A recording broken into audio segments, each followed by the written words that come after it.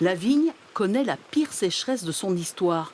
Cet épisode particulièrement long pourrait ne pas l'épargner s'il ne pleut pas rapidement.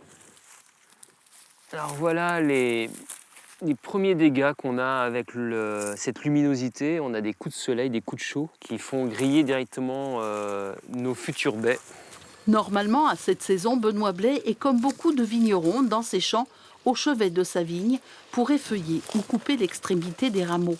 Mais exceptionnellement cet été, il ne peut que regarder sa vigne dépérir.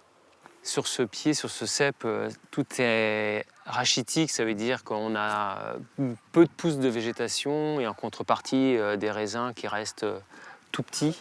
La vigne est éprouvée depuis l'hiver dernier par le manque d'eau.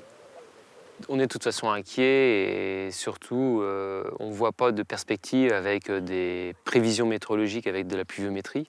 On n'a jamais eu d'hygrométrie pour au moins entretenir une certaine humidité. Donc la vigne souffre énormément. Benoît Blais produit des vins naturels. Il cherche des solutions pour protéger sa vigne. Par exemple, laisser un maximum de surface foliaire et planter des graminées au pied de ses ceps pour créer une réserve d'eau. Mais aujourd'hui, c'est tellement sec qu'on n'a même pas de réserve. Tout est déjà cramé. Et normalement, c'est là où on doit avoir une restitution après dans nos sols. Ces nouvelles pratiques ne sont pas sans faille. Les vignerons subissent de plus en plus souvent les tourments du climat avec des températures en augmentation.